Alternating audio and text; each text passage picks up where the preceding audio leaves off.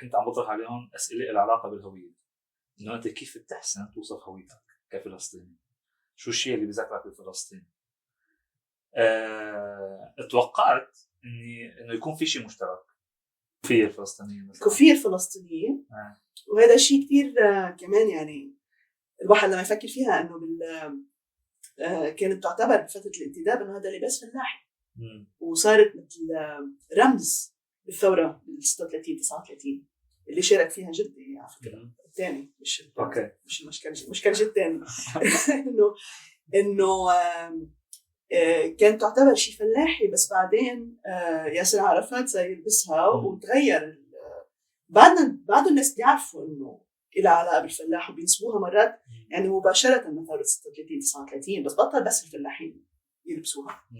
فبالتالي دايما في إعادة اكتشاف لشو معناته الواحد يكون فلسطيني. أدوارد سعيد قال شغلة كتير حلوة بالنسبة ل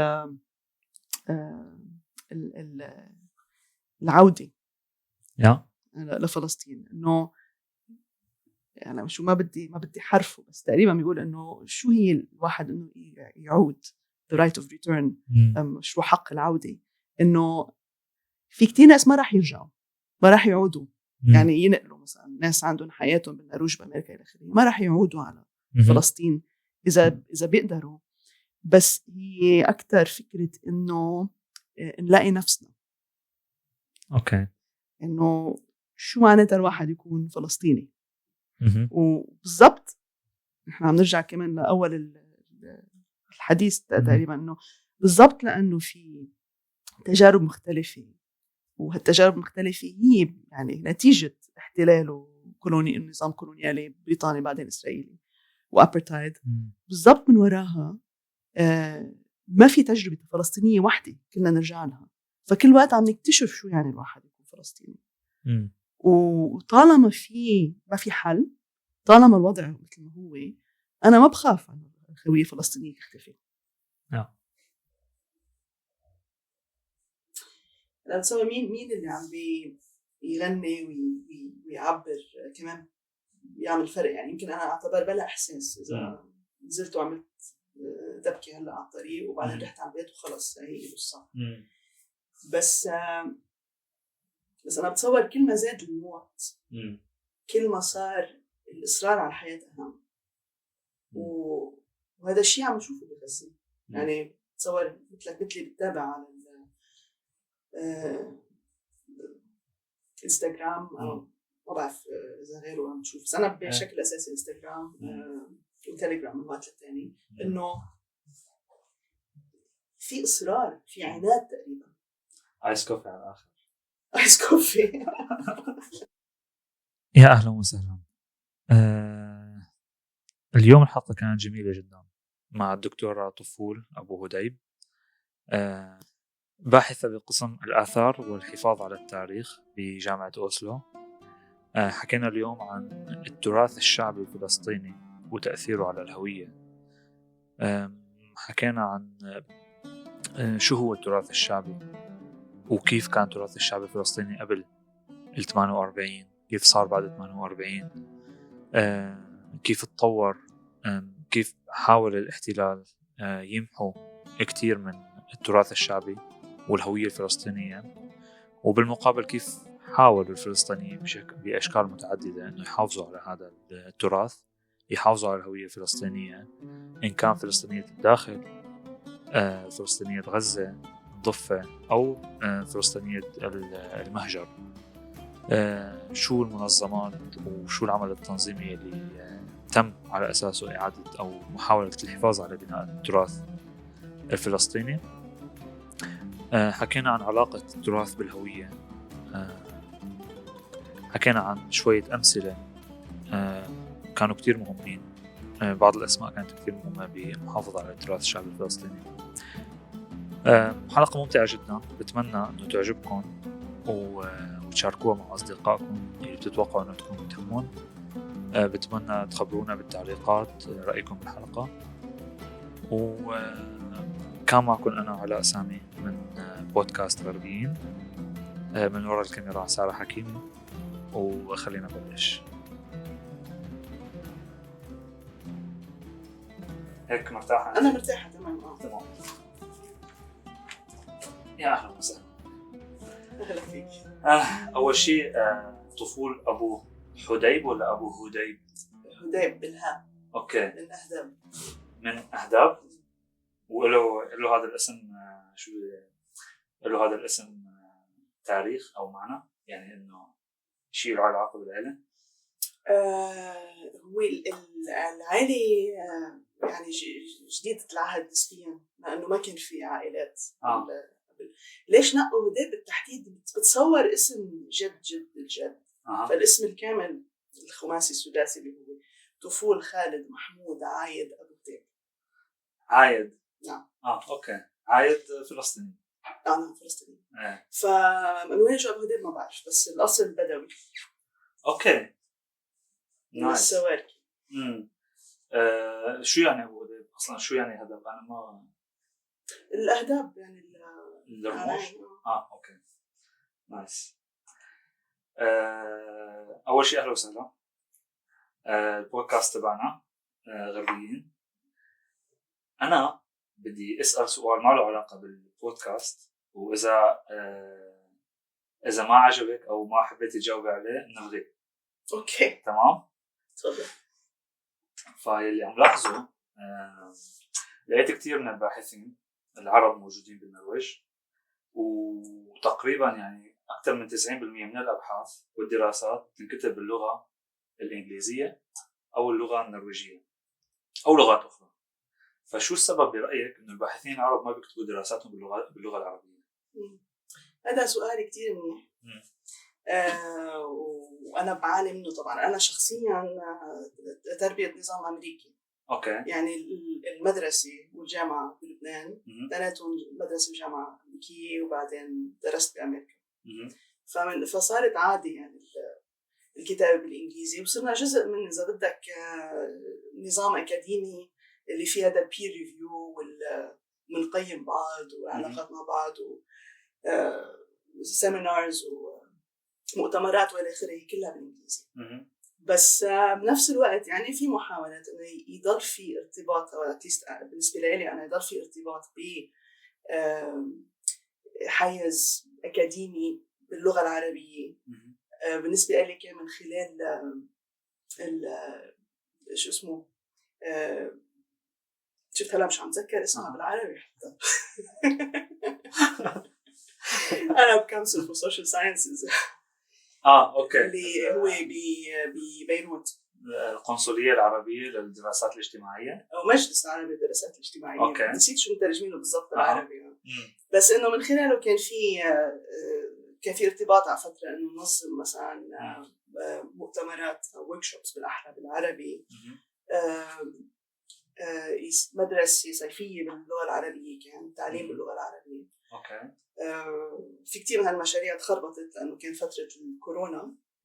بس كان في محاولة على القليل. وهذا المجلس يعني الفكرة الأساسية منه هي إنه يصير في تقوية للعلوم الاجتماعية بالعربي ببلدان العربية. فهي يعني هاي المشكلة ملاحظة، بس لسه ما في حل واضح لأنه نتفاداها أو إنه مثلا يعني نحلها. صحيح. أوكي. وحتى بالدراسات الثانية يعني مش بالضرورة كمان بالدراسات الاجتماعية، فأنا عم شوف هذا النمط موجود بكل الدراسات. صحيح. ليش برأيك نحن أو أنتم كباحثين مهم بالنسبة لكم البير ريفيو أو يعني اللغة الإنجليزية، إنه البحث يتم إنتاجه باللغة الإنجليزية؟ هيدي إذا بدك الواحد بيعلق الواحد إذا مضى هذا الكونترا مع النظام الأكاديمي. هو النظام الأكاديمي منه محايد، أخذته مبني على أصول مبنية معرفة بالغرب، بأوروبا بأمريكا بشكل أساسي.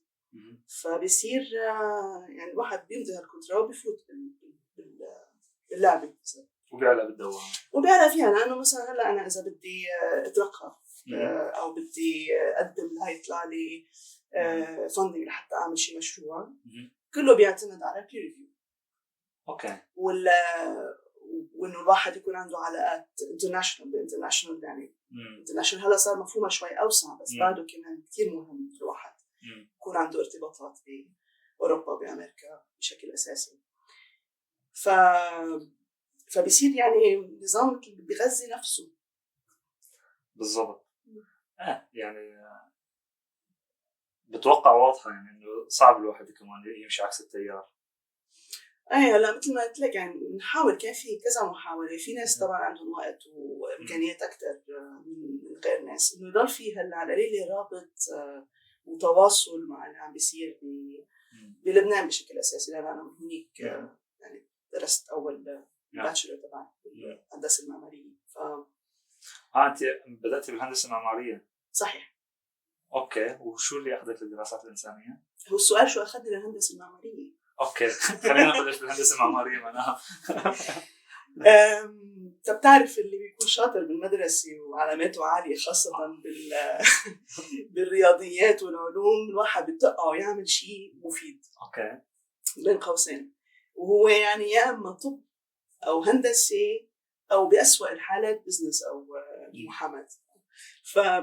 فانا بالنسبه لي كانت الهندسه المعماريه مثل انه شيء بين شيء مقبول، انه فيها هذا الشيء انه بروفيشن مهني، وبنفس الوقت شيء فيه انبسط فيه.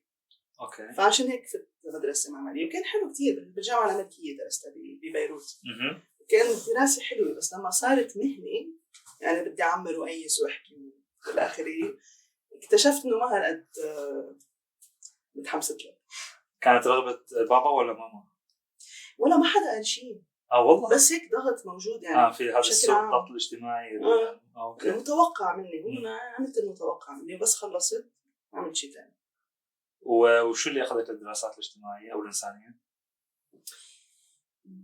بالغلط تقريبا، لانه اسئله هي صار سؤال بيجر لسؤال. وتذكر اول سؤال طلع انا وقت بلشت ادرس بالجامعه كان بعد الحرب الاهليه اللبنانيه خاصه، وكان وقتها هندسه معماريه انه إلى معنى واحد يعيد اعمار البلد، بس اتضح انه هذا بلا ما نفوت بهالمعام، طلع انه في كتير مشاكل وفي كتير يعني رأس مال بيحدد أكتر من حاجات المجتمع. بس نفس الوقت بلشت أهتم بتاريخ بيروت، لأنه كان بديك الفترة عم بيصير فيه حفريات وملا وأثارات وكتير قصص يعني جديدة عم تطلع. فبلشت أقرأ عن تاريخ بيروت، اكتشفت إنه كان شيء كارانتينا في منطقة بيروت اسمها الكارانتينا. اسمها هيك لأنه كان فيها حظر صحي، كورنتاين. بال1830 وقتها كانت المنطقة تحت لفترة قصيرة 19 سنين تحت الحكم المصري. فأنا بلشت أفكر كارانتينا، ما أنا بعرفها ودائما بروح عليها، وفي هونيك حظر صحي وشو تاريخ وإلى آخره. بلشت فوت بالأرشيف وانغرمت بالأرشيف. وقتها ما كنت عم بدرس تاريخ، حتى كنت عم بدرس علوم اجتماعية بأمستردام. فانغرمت فيه للأرشيف وبلشت اكتشف قديش حلو الشغل بالأرشيف. يعني شوي مثل شيرلوك هولمز، إنه في سؤال له شو الجواب عليه، خاصة نحن بالمنطقة إنه مش كتير شاطرين بالتنظيم والأرشفة والقصص، فصار أولوية مش كتير في غير قصص طبعا. دائما في أزمات. فلقيت حالي عم نطت من أرشيف لأرشيف، عم جمع شقفة من هون شقفة من هون، شي ببيروت، شي بمارسيل بفرنسا، شي بلندن، وواحد بلش يجمعهم سوا شوي شوي وبيطلع بقصة أو بتفسير ما كان مفكر فيه. واو. فهيك كانت الرحلة، وصارت يعني بشكل تدريجي. أوكي، بدي إياك تحكي لي شو أغرب شيء أو أكتر شيء حسيتيه يعني لقيتيه بالأرشيف ما كنت تتوقع يعني صدمك؟ هذا سؤال صعب. يعني بتذكر أنا بقول لك شو. أوكي. لقيت ستي وجدي بالأرشيف. ستك وجدك؟ نعم. بالأرشيف؟ نعم. كيف؟ وهذا الأرشيف كان بالتحديد بأكسفورد. ببريطانيا. ببريطانيا نعم. شفتي ستك وجدك؟ مش شخصيا. مش شخصيا. اوكي. بس شفت أنا صرت بحكي عن الشخصيات التاريخية كأنه يعني التقيت فيها. كنت قاعدة عم بتطلع بالأرشيف بأكسفورد، عندهم مركز الدراسات الشرق الأوسط، في عندهم أرشيف خاص فيهم. وكنت عم بتطلع على أرشيف، نسيت مين نعطيهم إياه. واحدة عم توصف الفترة اللي كانت فيها بمدرسة بير زيت اللي هي برات رام الله بالضفة الغربية. وأنا ستي اللبنانية أمي من عائلة أمي من جنوب لبنان، وعم نحكي بفترة الانتداب الفرنسي على لبنان والبريطاني على فلسطين. كان بعدها علاقة جنوب لبنان أقوى بفلسطين ما هي ببيروت العاصمة. فإجا يعني هذا الخط الفاصل بين لبنان وفلسطين كان مؤذي بأكثر من طريقة. فوقتها ستي راحت وما بعرف كيف يعني مين قال لمين، انتهت عم بتعلم ببير زيت، وقعدت من ما بعرف بالتحديد السنوات، بس قعدت شي 12 سنة، الثلاثينات تقريبا نص الأربعينات رجعت تجوزت بجنوب لبنان. فهيدي المعلمة الإنجليزية عم توصف وقتها بالمدرسة نفسها، وعم تحكي كيف وقتها كان في ثورة الفلاحين، الثورة الكبرى الفلسطينية ب 36 ل 39، والجنود البريطانية عم يفتشوا، ودقوا من محلات اللي فتشوا عليها، دقوا على الباب بده يشوفوا إذا مخبين ثوار بالمدرسة. وبتقول المعلمة إنه نزلوا لولو ستي وفيرا اللي بتصور كان بتشارك هالأوضة، نزلوا وجوا قلتي هيدي ستي.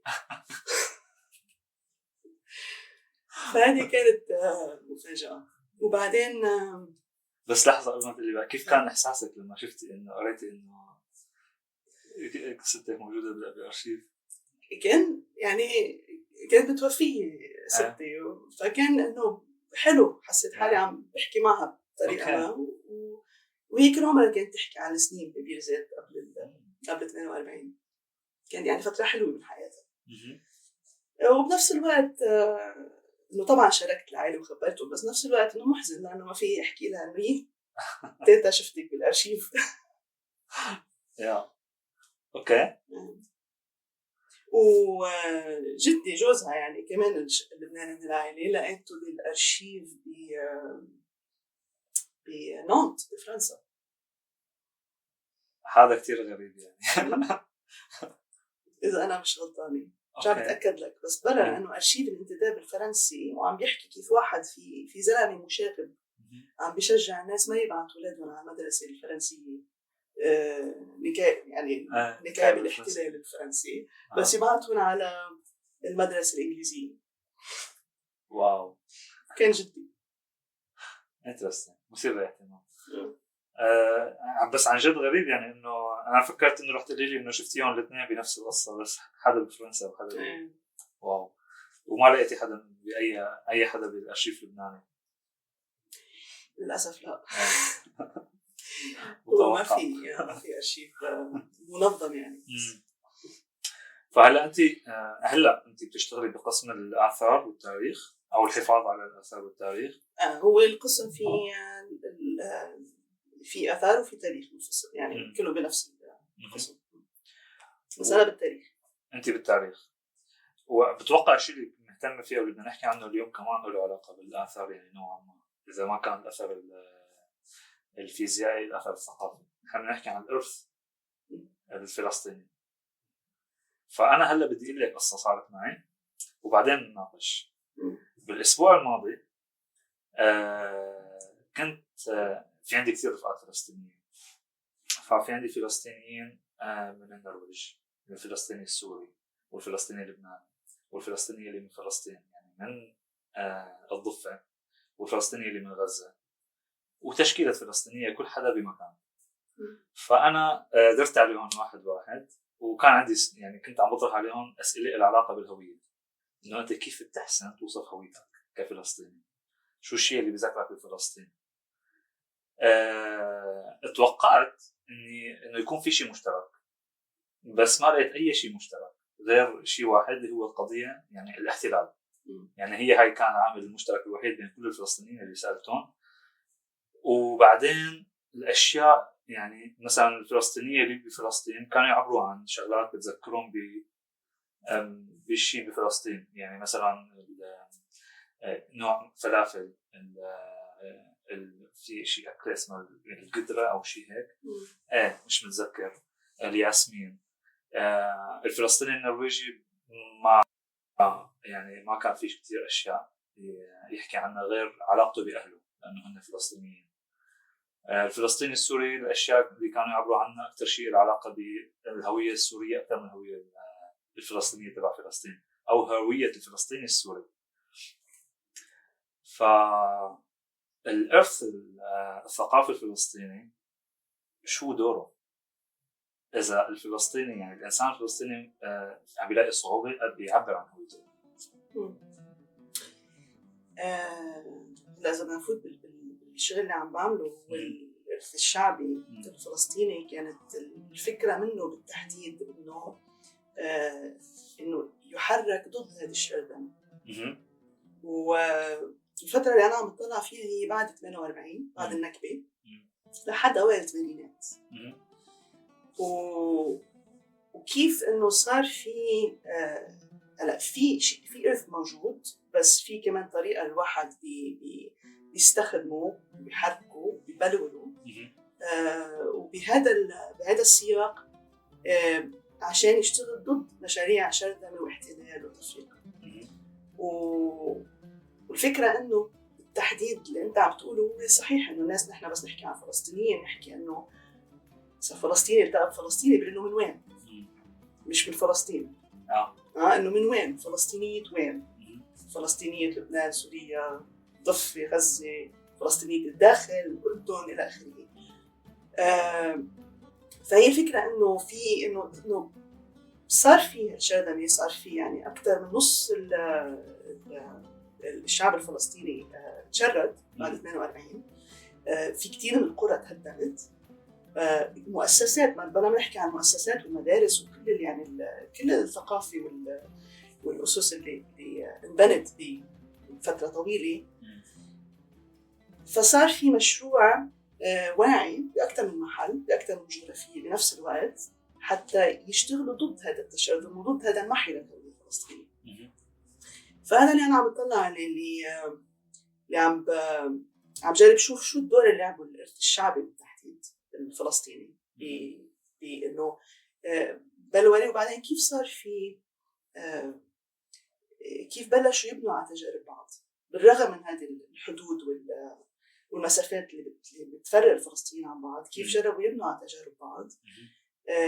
بس طبعا عم نحكي نحن بفترة كانت القضية الفلسطينية فيها بالواجهة.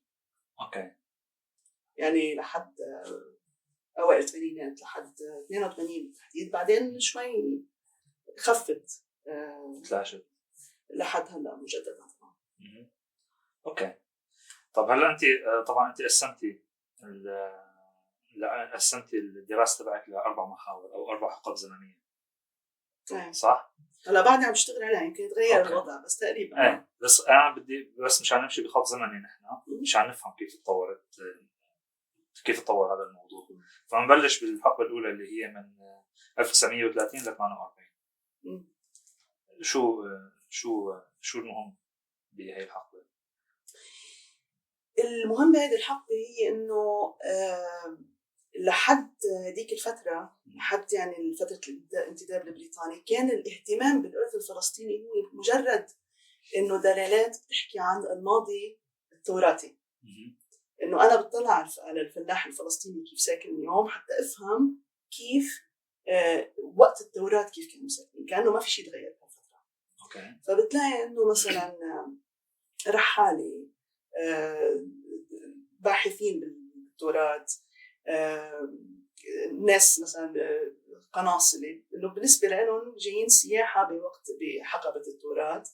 كان في اندستري كبيره حول البطاقات البريديه البوست كاردز، انه شوفوا زمن المسيح بيطلع صوره لمثلا راعي غنم فلسطيني. يعني نظرة استشراقيه، كثير استشراقيه، مش شوي بما انه جبت الكلمه. فاللي صار فترة الانتداب إنه صار في فلسطينيين يكتبوا على مواضيع مشابهة بس يطلعوا عليها بنظرة غير نظرة إنه فيها. لا مش أنا اللي كاتبة عن الموضوع هذا بالتحديد لأن أنا بلش شوي بحث بعدين، بس سليم تماري اللي كتب عن الموضوع بيحكي إنه هذا اسمه شيء nativist anthropology. يعني الأنثروبولوجيا ابن البلد إذا بدك. فمنها كان التركيز أكثر على التراث الشعبي أو العادات والتقاليد بالكونتكست تبعها، مش إنه بتعبر عن ماضي توراتي أو كيف كانت الحياة بوقت المسيح. فاللي حلو كمان إنه نقول لك قصة شيرلوك هولمز والبحث والتاريخ والأرشيف، إنه في صلة وصل مع الدول الإسكندنافية، لأنه بهذيك الفترة في باحثة اسمها هيلما جرانكريست اللي هي فنلندية سويدية، كانت تدرس فترة التوراة ومهتمة بالضبط بوضع المرأة بهذيك الفترة. فمثل غير كثير من الناس بوقتها إنه راحت على فلسطين على أساس إنها تشوف هلا شو اللي موجود عشان تقدر تسد ثغرات بالبحث تبعها عن وقت التوراة.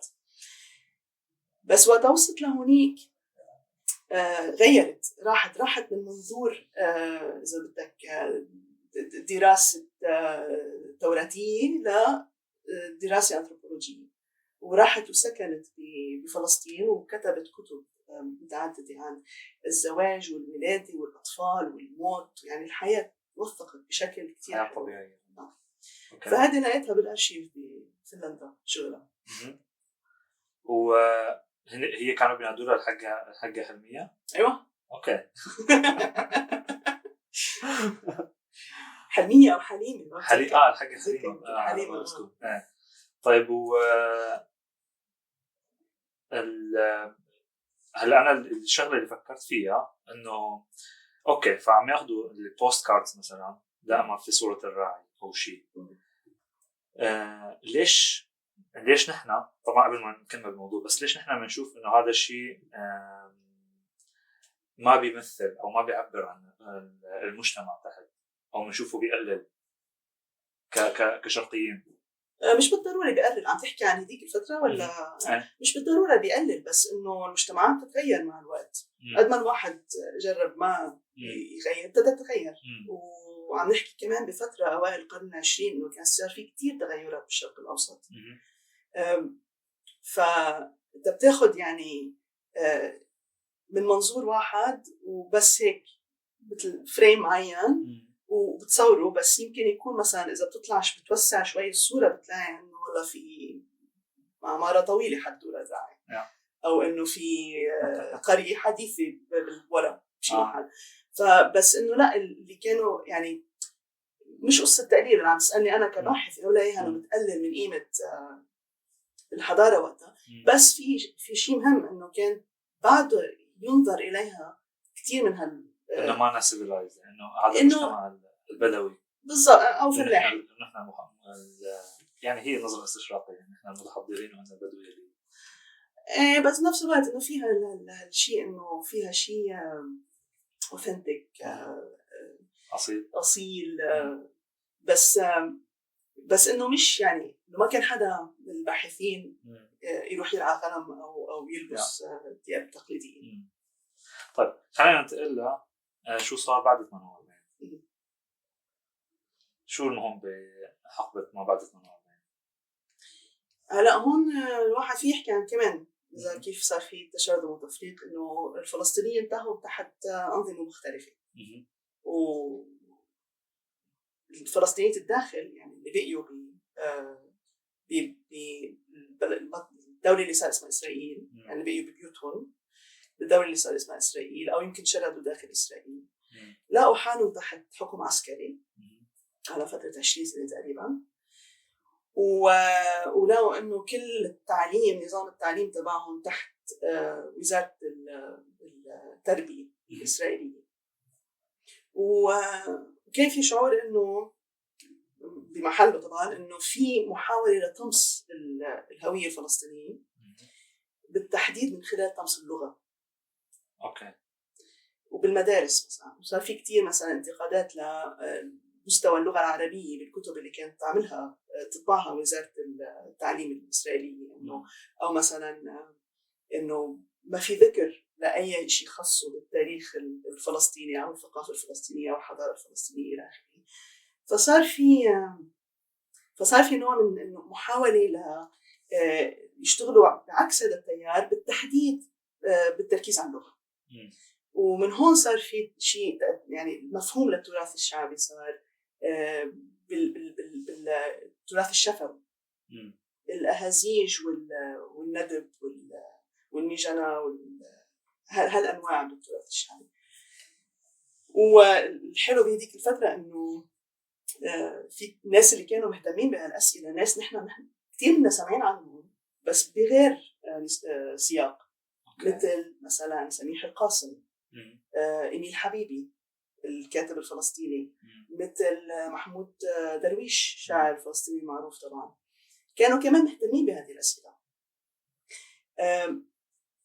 خاصة سميح القاسم عمل كتير شغل لحتى يجرب يجمع كتير من هذا التراث ويوثقه، وصار نوع مثل إذا بدك بالنرويجي بيقولوا ديغنات، إنه خلينا كل واحد يقدم شوي عشان نقدر نحقق شيء هدف أكبر. تكافل المجتمعي بتوقع أو هيك شيء. إيه ترجمة كويسة لديغنات. فبيصير إنه يلا جمعوا لنا كل واحد من القرية تبعه، وتلاقي الناس تروح ويسجلوا ويكتبوا ويحكوا مع الناس معمرين ويبعتوا لينشروا مساميح القاسم ويجمعهم. حلو. وبنفس الوقت كان في شيء كتير الشعر صار كتير مهم. هلا مش تراث شعبي بس بشكل عام صار في مثل موجة شعرية كتير مهمة، وهي جزء من المقاومة للاحتلال صارت. وصار في حفلات شعرية بتصير بشكل متواصل بالقرى بشكل أساسي، لأنه المدن يعني صار فيها كحشوا فيها كتير فلسطينيين وتهجروا. فصار في يعني المدن ما كانت عم تلعب بشكل دور كبير قد مثلا بالضفة الغربية. فبتلاقي مثلا بشفا عمرو أو مدن أصغر مثل الناصرة إنه عم بيصير في الشاعر عم بيلعب دور سياسي. هدول الحفلات الشعرية مرات بتصير مناسبات لحتى يعملوا مظاهرات ضد الاحتلال أو ضد الحكم العسكري. والإسرائيليين كانوا يجربوا إنه يخربطوا إنه حكم عسكري واحد في فجأة يقرر إنه لا ما فيك تعبر من هون لهون، فيجربوا يحطوا حدود وحواجز حتى ما يقدروا الناس يوصلوا لها الحفلات الشعرية. ومرات الحفلات الشعرية مثلا فجأة أو حتى الأعراض تنفلت وتصير إنه كمان مظاهرة أو يطلعوا وناس اللي هم شغلتهم مثلا بسموه إنه مغني الشاعر اللي كان شغلته ما تكون سياسية بالأصل بس ثقافية اجتماعية، يصير يلعب دور مهم بهذه المظاهرات. وكتير الكلمات تتغير، أنا ما حافظتهم ما تسألني بس يصير يغيروا بالكلمات لحتى تتلاقى وتعبر عن الواقع السياسي. اوكي. طيب قبل ما نكمل بدي اياكي تشرحي لي شو يعني التراث الشعبي اصلا. ما هذا هو السؤال كثير صعب، وفي ناس ضلوا يتناقشوا عن الموضوع فترة طويلة. من هيك أنا ما بطلع على إذا بدك المضمون يعني شو هو التراث الشعبي، بس مهتمة أكثر أعرف كيف الناس فكروا، كيف الفلسطينية بمحلات مختلفة فكروا شو هو التراث الشعبي. اوكي. وكيف يعني عرفوا عنه وشو هن شو البنود وشو التصنيف اللي استعملوه لحتى يفهموا شو التراث الشعبي. عشان هيك لما قلنا إنه مثلا بإسرائيل صار التركيز على التراث الشفوي. هلا في عوامل خاصة في أهمية اللغة، بس في كمان إنه المؤسسات كثير اختفت ودمرت بعد النكبة. بمحلات تانية بياخد مرحلة تانية التراث الشعبي. مثلا المحلات اللي صار فيها كتير مخيمات للاجئين الفلسطينيين صار التركيز أكثر على التراث الشعبي المادي. من هون نحكي عن التطريز مثلا. اوكي.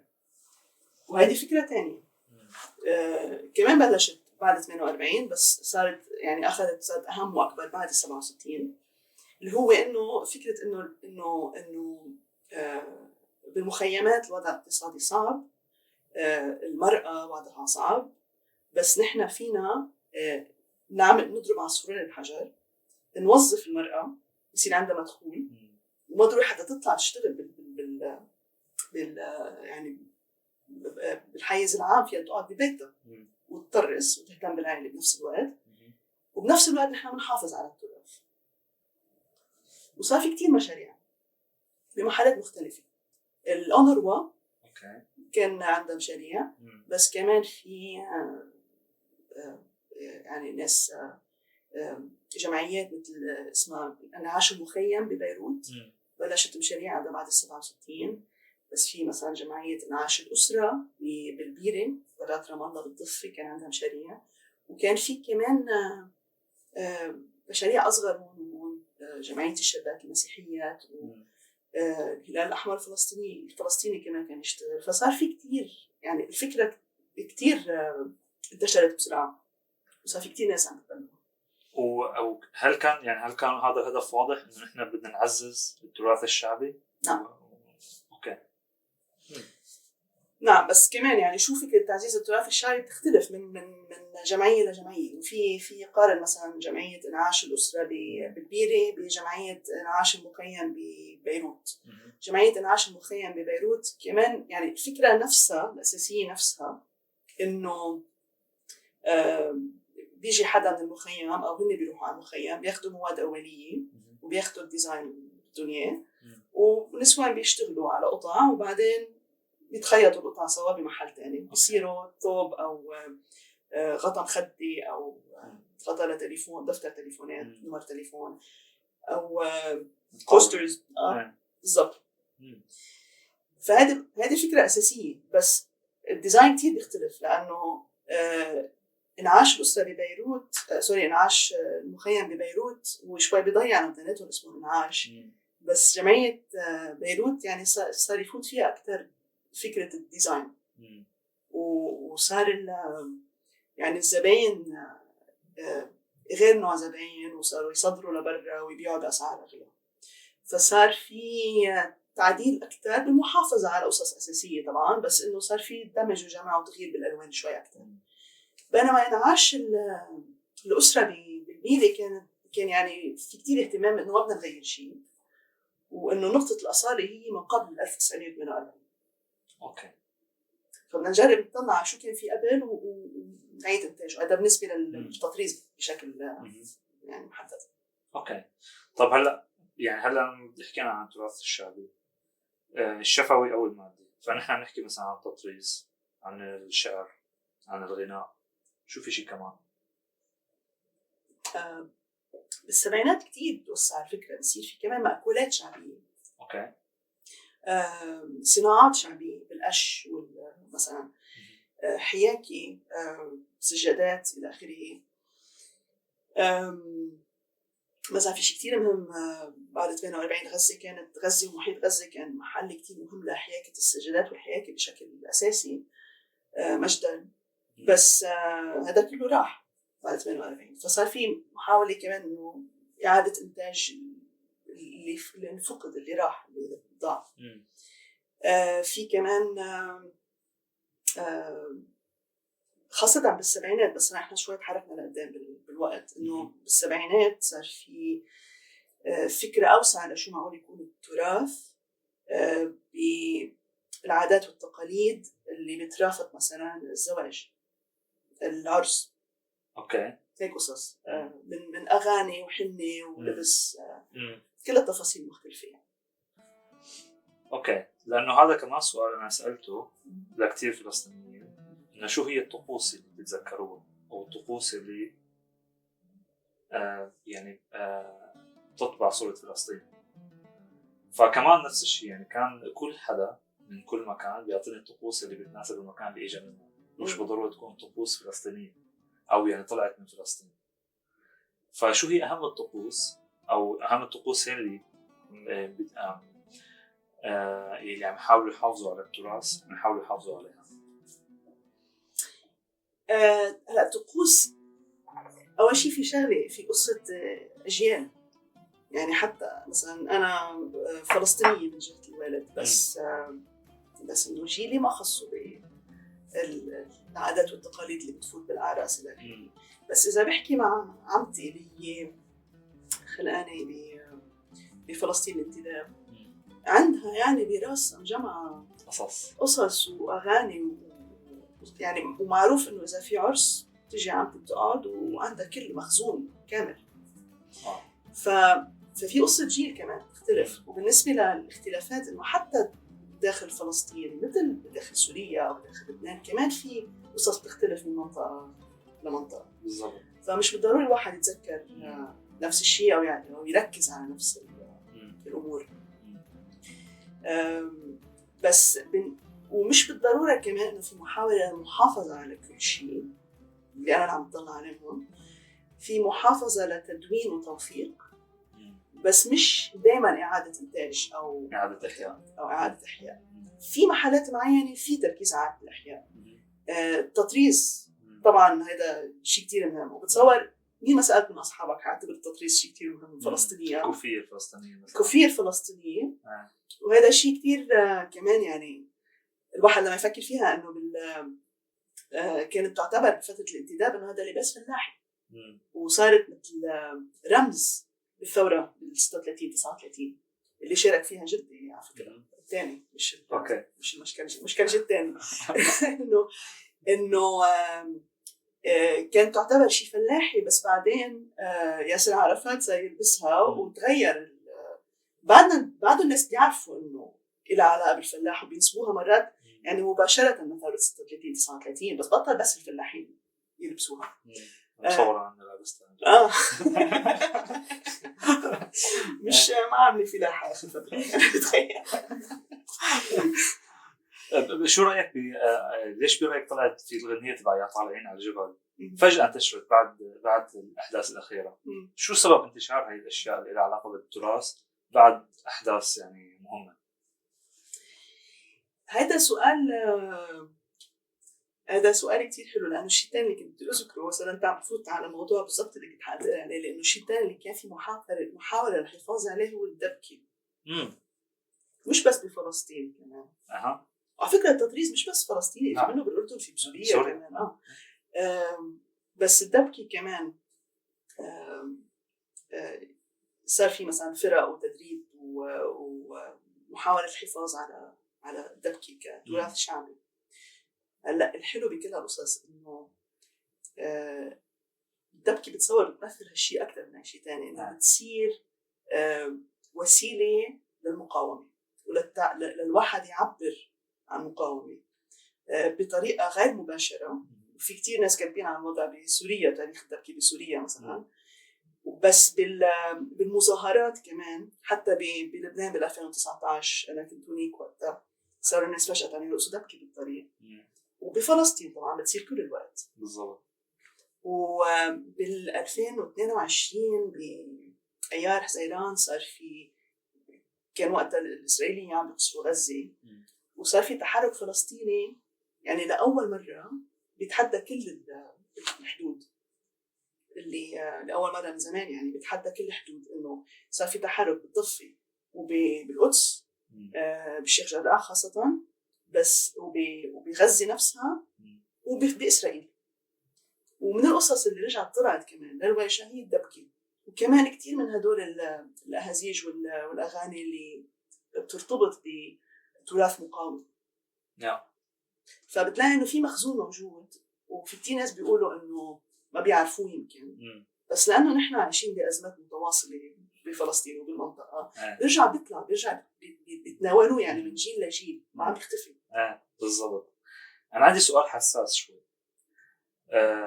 إنه دائما يعني الأحداث اللي عم تصير هي أحداث مؤلمة، وكل الأزمات اللي عشناها يعني على مر من 48 لهلا هي أزمات لها علاقة بالإنسان وبإزالة إنسانية الإنسان. فكيف نحن كبشر نقدر نستعمل أشياء بتعبر عن الفرح لحتى نقاوم؟ يعني كيف نقدر نستعمل الدبكة مثلا بوقت الموت؟ كيف نقدر نستعمل أغاني بوقت القتل والتهجير؟ شلون نقدر نربط بيناتهم هدول، وكيف نقدر نبرر لهذا الشيء؟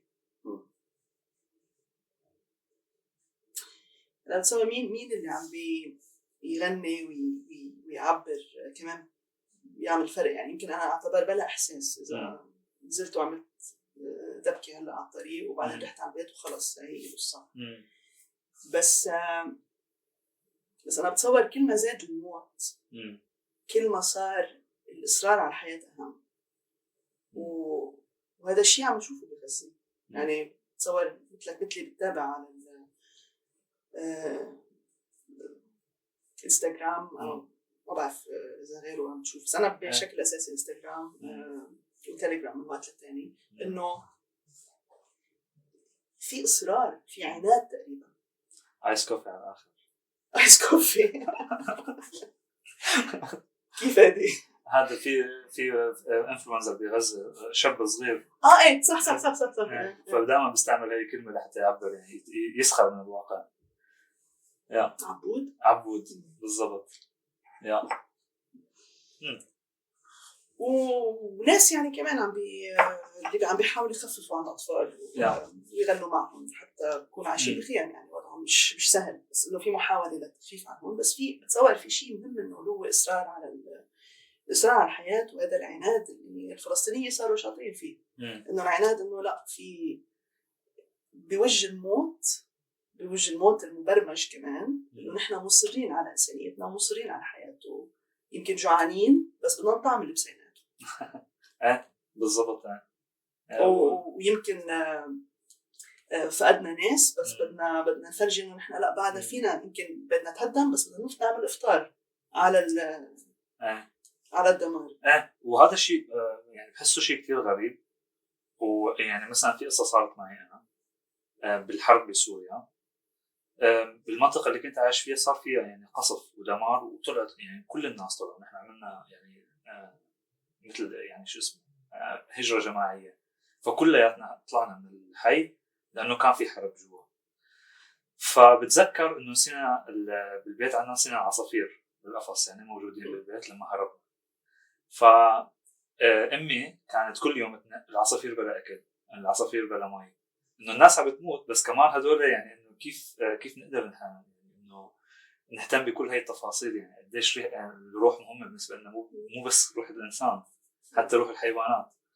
وبعدين بتذكرها بس مشان لحتى أمي يعني تهدى شوي، خاطرت بحياتي ونزلت على المكان مشان أجيب العصافير. وهي كانت عن جد مخاطرة، لأنه مرقت يعني بمواقف كان يعني كتير قريب من الموت. وما كنت حاسب، ما كنت أفكر إنه أصلاً أنا أخذ ريسك كتير كبير يعني بحياتي، بس كنت لا أفكر فيه إنه لازم أجيب العصافير قبل ما يموتوا. فيعني يعني كتير مثير للاهتمام إنه الواحد كيف بوقت الحرب والحصار شو الأفكار اللي بتخاطب مخيلته، شيء له علاقة بالحياة. لا مزبوط. وأنا بعرف كمان إنه أنا كمان ربيت وقت الحرب الأهلية الزينية، في كمان شيء تاني اللي عم نزيح شوي عن قصة التراث الشعبي، بس في كمان التركيز على قصص الواحد في يعمل فيها شيء، في يغيرها، فيك تروح تجيب العصافير، في يكون إنجاز. يعني هي نوعا ما طريقة إنه الواحد يقدر يأكد إنه أول شيء إنسانيته، وإنه هو بيقدر يعمل شيء بوضع مش خارج عن سيطرته. interesting. طيب إذا بدي أنتقل أنا هلأ كيف المجتمع الدولي أو يعني التضامن الدولي مع فلسطين بدعم هذا النوع من أنواع المقاومة السلمية. شو عمل الدول كان العربية أو الأوروبية لحتى يدعموا حركة الحفاظ على التراث الشعبي؟ في كتير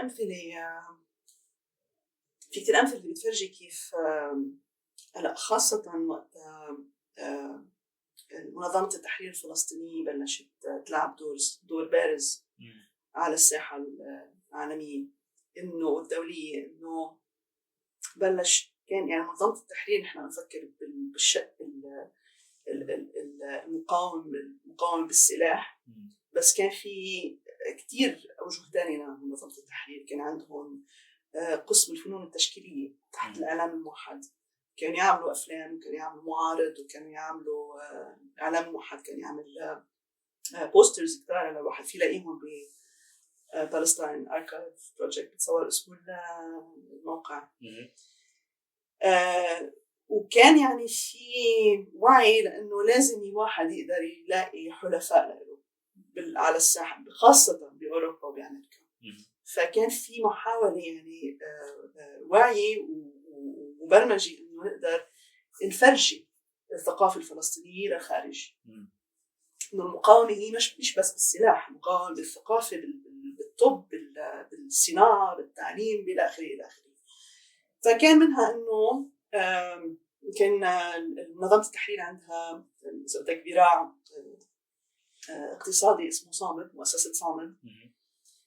كان عندهم كتير مشاغل ويعملوا كتير قصص من بوتات لتياب لكمان تراث، ويعرضوا هذا التراث كل سنة بمؤتمرات. مثلا في واحد اسمه بلايبزيغ خاصة كل سنة كان يصير في معرض، وكان دائما منظمة التحرير عندهم زاوية فيه يعرضوا كتير منتجات من صامد. فهذا شيء واحد كانوا يعملوه. بس كمان كان في فرق رقص شعبي يروحوا على بلدان مختلفة ويعملوا العروضات تبعهم. وكان من القصص الرقصات المشهورة رقصة كلاشنيكوف ال AK-47 يعني. اوكي. فهذه كانت مشهورة من الريبرتوار تبع فرقة الرقص الشعبي. بس كمان كان في غير قصص يرقصوا دبكي وصبايا وشباب، يعني يفرجوا مثل وجه آخر من المقاومة الفلسطينية. وكانوا يستقبلوهم ببلدان كتير مختلفة، يعني حتى بأمريكا راحوا عملوا عروضات بالسبعينات وطبعا بالنرويج. وهذا الشيء كان مش بس مقتصر على التراث الشعبي، كان في كمان القسم الفنون التشكيلية تحت إدارة منى سعودي الله يرحمها، اللي هي فنانة وشاعرة وكاتبة.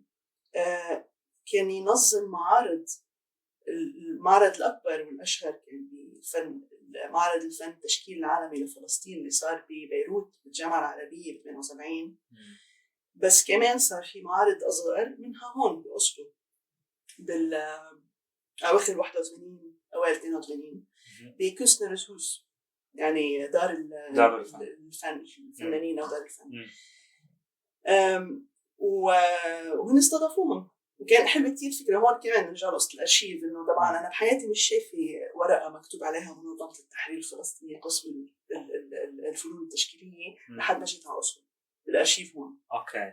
فلقيت المراسلات بيناتهم، وإنه هون حكيوا مع الناس اللي بدار الفن أو دار الفنون، وقالوا لنا طب إحنا كيف نعرضهم وما نعرف شغلهم. فراحوا عملوا مشوار وراحوا على بيروت وتعرفوا عليهم وكتير انبسطوا لما شافوهم وعزموهم وعملوا معرضهم.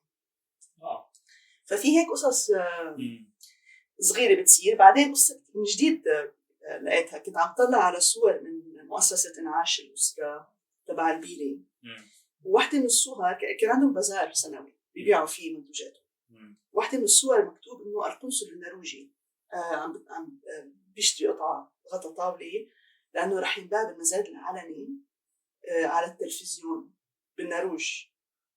دغري قلت تيفي أكشون. اوكي. هذا اللي بينظموه كل سنة على التلفزيون لحتى يجمعوا مصاري لقضية معينة. فرحت على الاناركو التلفزيون النرويجي وطلعت على هذيك السنة وفتشت حضرته كله لحد ما لقيت نفس الغطاء الطاولة. اوكي. انباع بالمزاد العالمي على التلفزيون، وكانوا بهذيك السنة عم بيجمعوا للريفيوجي كونسل، كان اسمه فليكنينج رود وقتها بالعربي منظمة اللاجئين اللي هي بعدها هلا شغالة الNRC ولا بالضبط.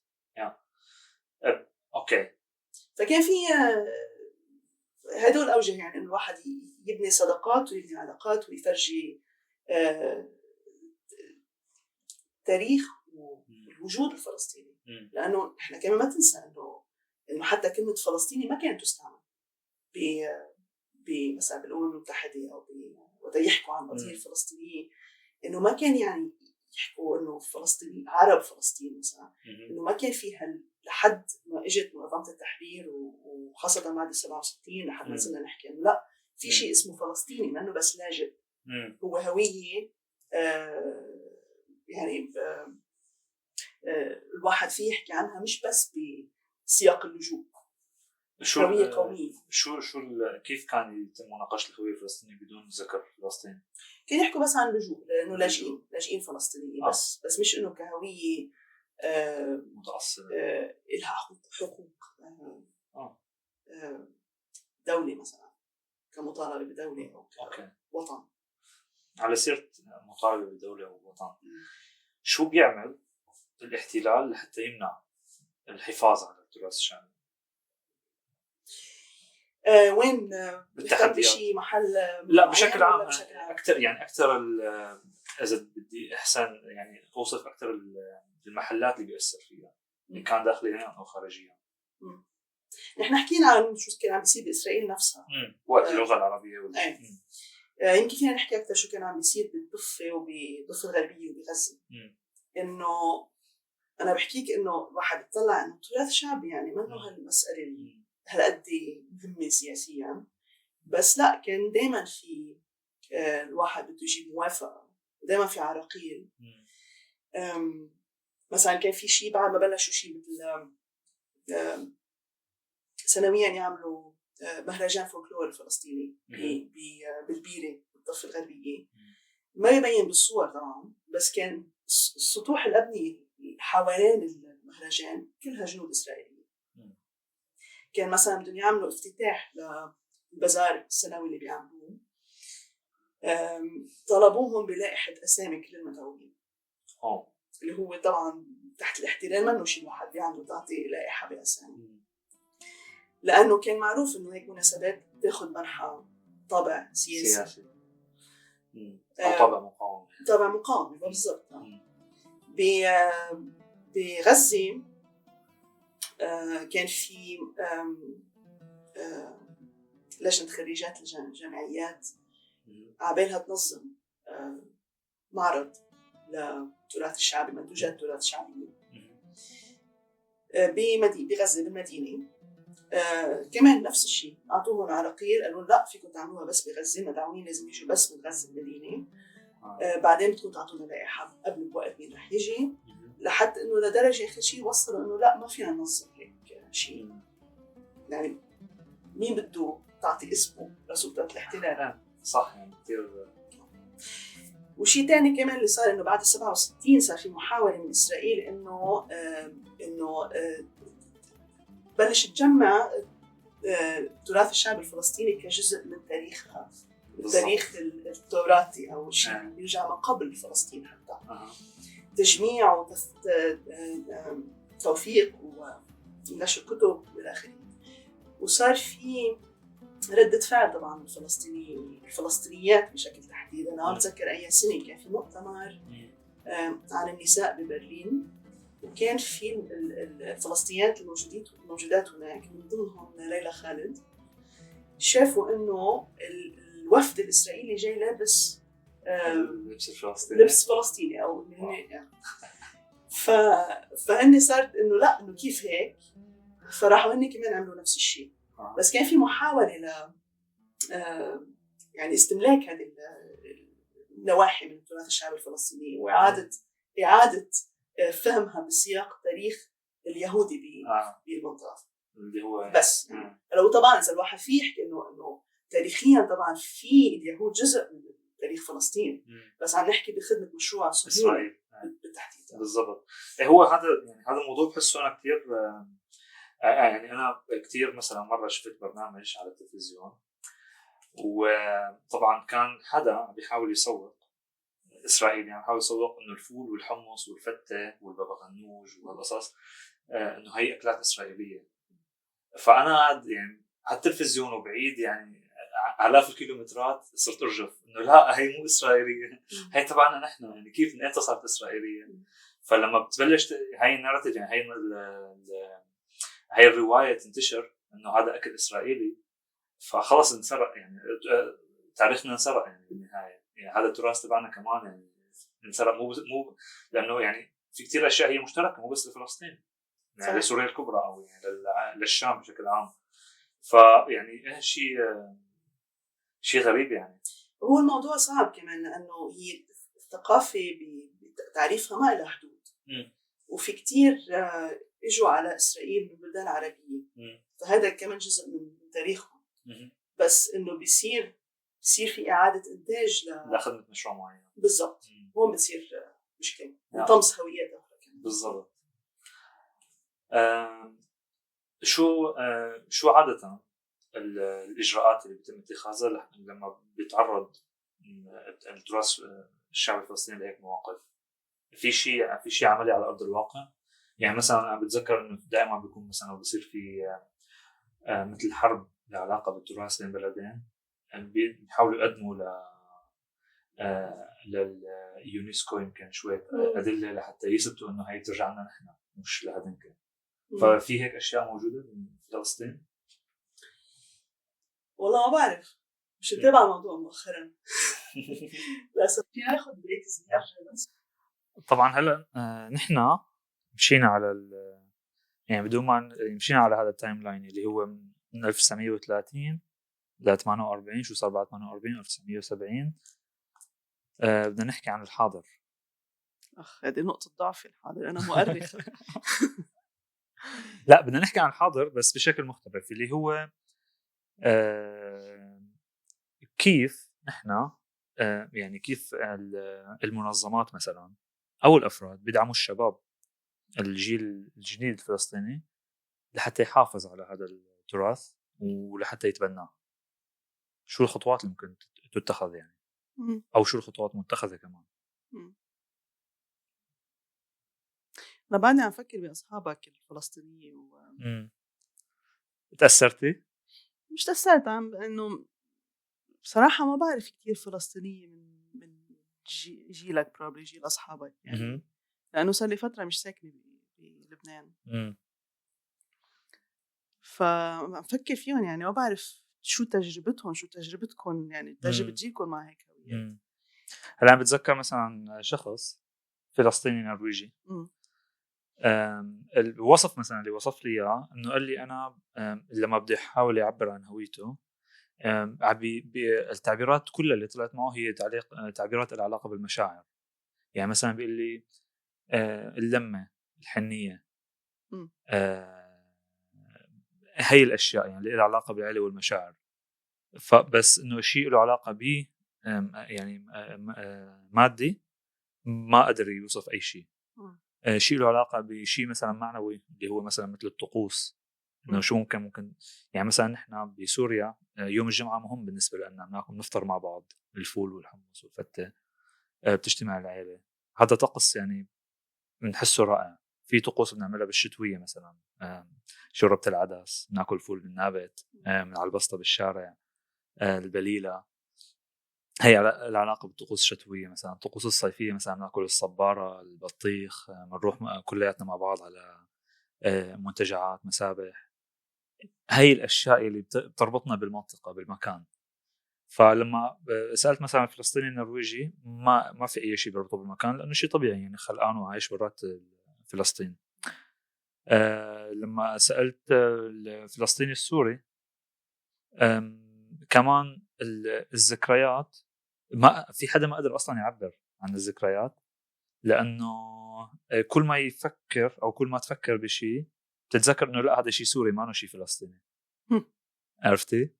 فأنا صرت أفكر إنه أوكي، معناها إنه في شيء عم يضيع هون. ومشان هيك بلشت يعني معك بهذا السؤال. هلا هو في شيء عم بضيع، دائما في حدا عم بيقول لك في شيء عم بضيع.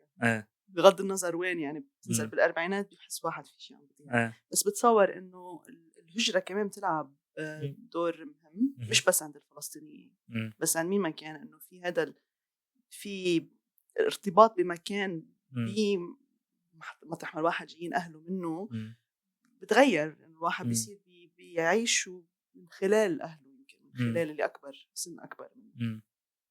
ففي هذا الشيء منها.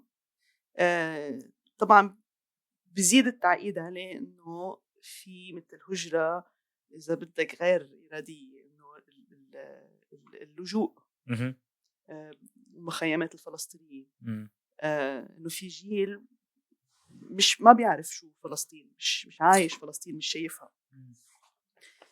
وبتصور كمان بيختلف وين الواحد ربيان. مثلا أنا عائلة بيي كلهم يعني بس هن تهجروا مرتين ب 48 وب 67 وانتهوا بعمان خارج عمان بالأردن. المخيم البقعة بالأردن. وهلا طلعوا من المخيم بس انه بمحيط المخيم. فبعد الروابط العائليه والعادات ما بعدها مكمله، مع انه في طبعا كل جيل بتغير ما بيشبه الجيل اللي قبله، بس في قصص في ترابط من خلال الاجيال الواحد بيفقده اذا ترك وراح محل تاني او عاش ببلد تاني. فبتصور كمان يعني التجربه الفلسطينيه منها تجربه واحده واخرتها يعني شو بيربط كل هالتجارب ببعضها هو نوعا يمكن مش في نحن عايشينه او عايشينه بس اكثر سامعين عنه ونحس انه لازم نحن انه صار جزء منا وبصير نحن بعدين نعطيه لاولادنا. يمكن وطالما في شيء اسمه قضيه فلسطينيه حيضلوا هذا البروسيس ماشي انه هلا أنا بنتي مثلا عمرها 8 سنين صارت تعرف شو يعني فلسطين من وراء حرب الإبادة بغزة. فهلا هيدا يعني بشكل عام إذا بدنا نحكي بشكل خاص كيف الواحد فيه يرجع كيف ينمي هذه الهوية. تصور كل واحد يعني هذا مشروع شخصي أخذته بمحل ما وفي مشروع إذا بدك يعني جماعي. وبتصور اللي عم بيصير هلا اللي أنا عم شوفه عم بيصير هلأ بالنسبة مثلا للفلسطينية بالنرويج وأسلو كيف عم بيلاقوا بعض جزء من هذا المشروع. وبالطبع كمان يعني حدوده ما قد واضحة. آخر شيء إنه القضية الفلسطينية تعني لكتير ناس مش بس الفلسطينيين من المنطقة صح عرب. وطبعا كمان إذا نرجع لفكرة التراث مثل ما أنت قلت قبل شوي إنه في كتير قصص تشاركوها. التراث ما بيعرف حدود واضحة بالضبط. إنه في كتير قصص مشتركة بين لبنان فلسطين الأردن سوريا العراق. في واحد يكمل ويطلع أكتر من هيك كمان. ايه هلا شو اهميتها هي او قديش مهم الواحد يعني اذا تطلع مثلا هون قارنها بالنرويج انه فيها في طقوس وتقاليد الواحد كتير متعلق فيها. الواحد شو بياكل على ليله عيد الميلاد وشو بيلبس وقت يكون في مناسبات خاصه الى اخره. انه ما ضروري الواحد يعيد خلقه بتصور بكل سياق يعني ما هالقد مهمه. بس المهم انه الواحد ما يحس حاله مقطوع من شجره انه ما في انه هيك منه مربوط بهوية معينة بيصير في أزمة. صور هون بيصير مشكلة. كيف؟ طيب بدي أقطعك شوي بس لحتى أفهم لأنه هون يعني هو سؤال كتير صعب وأنا بعاني كتير لحتى ألاقي جواب. يمكن لهلا ما لقيت جواب. كيف بنقدر نربط بين الهوية الايدنتيتي والمكان اللي احنا جايين منه أو يعني بنوعا ما التراث الشعبي أو الإرث تبعي. لأنه أنا إذا ما بقدر يعني مثلا إذا اتفقت معك وقلت إنه ما كتير مهم إنه نرجع عيد بناء هاي العادات أو الأشياء اللي عم بسمعها من أجدادي فكيف بقدر أنا أربطها بهويتي؟ لا عم بقول إنه كل واحد يعني بيفهمها بطريقة مختلفة فما فينا نرجع نعيد خلق بالضبط شو عاشوا. بس كيف تصير جزء من هويتك ما بعرف. هذا سؤال صعب. ما بعرف شو إذا له جواب واحد كمان. بس بتصور كمان يعني إحنا عنا فكرة الهوية كأنه شيء منغلق على نفسه وإنه أنا مثلا نقول أنا هلا ساكنة بالنرويج يا إما بدي أحمي هويتي أو بتروح تختفي لأنه أنا عايشة بالنرويج. بس أنا في يكون نرويجية وفلسطينية ولبنانية نفس الوقت. بتفق معك بس بختلف كمان. النقطة هلا أنا بالنسبة لي مثلا كسوري بحس إنه إني أكون منفتح وضم لهويتي هويات تانية أو يعني إنه أعمل توسيع لمنظور الهوية عندي كون نرويجي وسوري وحدا تاني وثالث بنفس الوقت إنه كتير حلو وكتير مهم. بس بالموضوع الفلسطيني يعني بالذات بحس إنه هذا موضوع شوي حساس لأنه إذا ما كان في تأكيد على إنه هاي الهوية لازم تضل عايشة فهي هيك ميتة. مزبوط. أنا معك 100%. أنا كنت عم بحكي بشكل عام. لا أنا معك أجان إذا نرجع لقصة التراث الشعبي إنه هي الفكرة كان إنه لازم يصير في تأكيد على الهوية، لأنه يعني الهويات منه شيء معطى، واحد بحافظ عليه، بحافظ عليهم يعني. فبالنسبة إذا عم نحكي بالتحديد بالنسبة للفلسطينية، أنا فهمت سؤالك بشكل عام أكتر يعني. إذا عم نحكي بالتحديد بالنسبة للفلسطينية، ما بتصور في خوف طالما في احتلال، لأنه دايما في شيء الواحد بيذكره إنه في قضية، وأنا ما في أتجاهل إنه في قضية بصفتي فلسطينية أو كمان غير فلسطينية. فبالتالي دايما في إعادة اكتشاف لشو معناته الواحد يكون فلسطيني. إدوارد سعيد قال شغلة كتير حلوة بالنسبة ل العودة لفلسطين، إنه يعني شو ما بدي حرفه، بس تقريبا بيقول إنه شو هي الواحد إنه يعود the right of return، شو حق العودة، إنه في كتير ناس ما راح يرجعوا، ما راح يعودوا، يعني ينقلوا مثلا ناس عندهم حياتهم بالنرويج بأمريكا إلى آخره، ما راح يعودوا على فلسطين إذا بيقدروا. بس هي أكتر فكرة إنه نلاقي نفسنا، إنه شو معناتها الواحد يكون فلسطيني. وبالضبط نحن عم نرجع كمان لأول الحديث تقريبا، إنه بالضبط لأنه في تجارب مختلفة، وهالتجارب المختلفة هي يعني نتيجة احتلال وكولوني النظام كولونيالي بريطاني بعدين إسرائيلي وأبرتايد. بالضبط من وراها ما في تجربة فلسطينية واحدة كنا نرجع لها، فكل وقت عم نكتشف شو يعني الواحد يكون فلسطيني. وطالما ما في حل، طالما الوضع مثل ما هو، أنا ما بخاف عن الهوية الفلسطينية تختفي. interesting. بتذكر إدوارد، ما بعرف إذا متذكريتها أنت أو سمعنيته، لما كان عم بيحكي قصة أمه إدوارد سعيد. فكان عم بيحكي مرة إنه مش متذكر قصة 100%، بس لأنه له علاقة بالهوية. فهو كان عم يقول إنه لما أبي وأمي يتجوزوا وبدهم يسجلوا، يعني الانتداب البريطاني وقتها كان بده يسجل أمه على الباسبور تبع أبوه، فمزعوا له الهوية تبعها، الهوية الخاصة فيه. ولما كانت عم تسأله إنه ليش، بيقول إنه خلص في حد تاني غيرك رح ياخد هاي الهوية، أنت صرتي بتنتمي لزوجك. فكان عم بيوصف إدوارد سعيد إنه كيف بلحظة أمه خسرت هويتها، يعني خسرت مكانها بهذا المجتمع. فيعني وهذا كان بتوقع إنه كان يعني شيء منظم، يعني إنه بعده بيصير، بعده لهلا بيصير. بما إنه حكينا عن إدوارد سعيد، شو دور المرأة بهذا المشروع؟ أنا كتير مبسوطة أنك عم تسألني السؤال، لأنه أنا ربيانة وحوالي في كتير نسوان قوايا بيلعبوا أدوار مهمة، مش بس بالبيت وبرات البيت. بس لما تقرأ تاريخ المنطقة عنا، تاريخ الشرق الأوسط، بتلاقي أنه في تواريخ معينة يعني بتركز على دور المرأة، بس بتضل مثل تاريخ موازي للتاريخ الأساسي بشكل ما، إنه في تاريخ مثلا الأمة وفي تاريخ المرأة. فمن هالناحية يعني الواحد يطلع على الحالة الفلسطينية إنه ما في دولة، فهي إعادة الهوية يعني بناء هوية فلسطينية صار من تحت. ما في برنامج ودولة وإنه متاحف وأبحاث وإلى آخره. فبيبين أكتر دور بتلعب المرأة، وبتلعب مرأة دور تلعبه بكذا بلد بأكتر من مجال يعني. بس هو بيبين قديش بفوت بصلب الموضوع.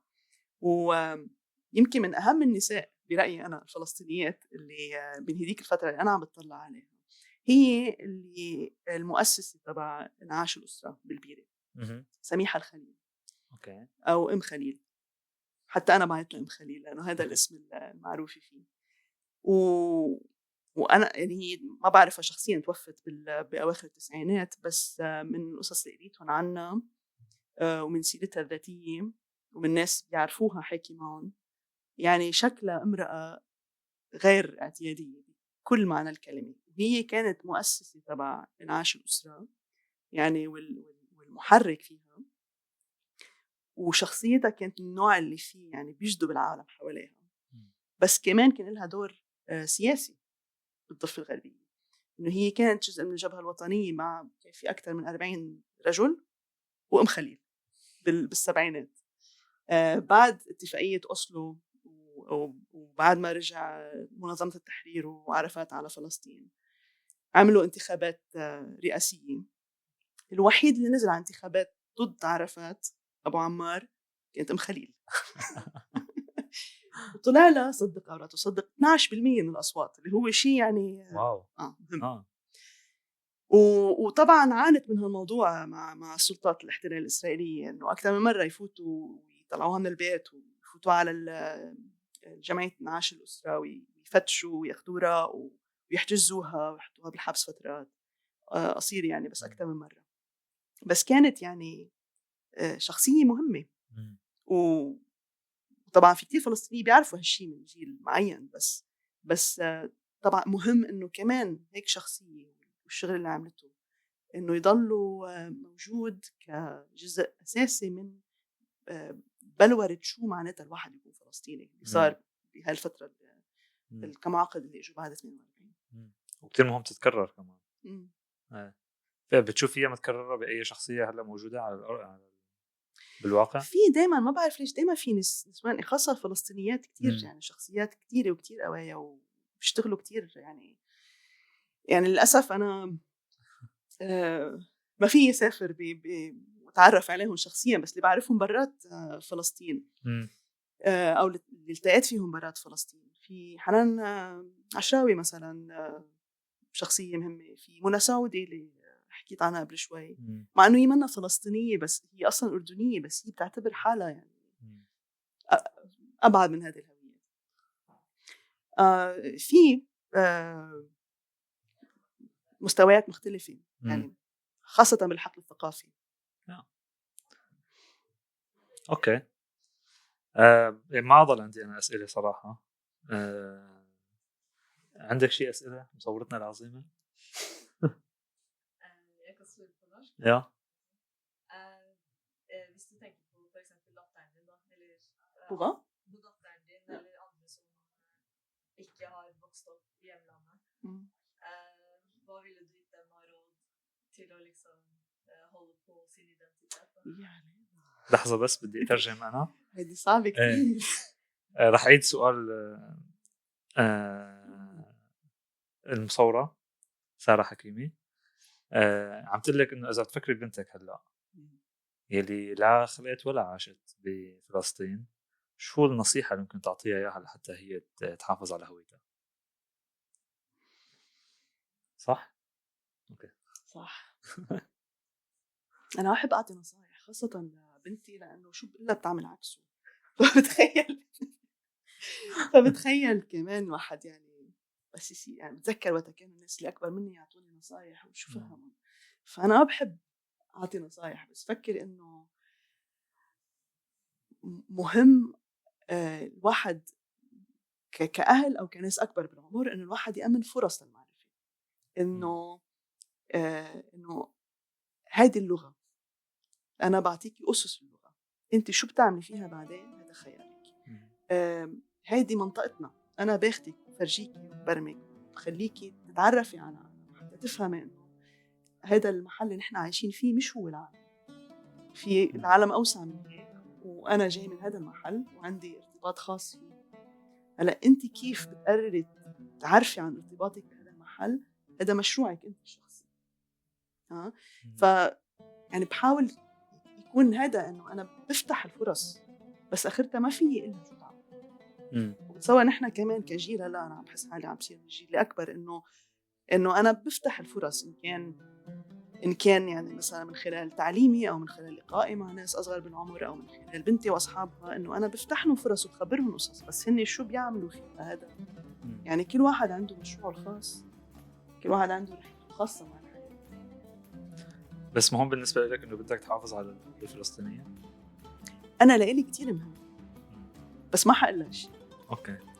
لأنه ضروري هي توصل له لحالها بس. إذا كبرتي يوم اسمعي هذا البودكاست وبتعرفي شو مهم بالنسبة للماما.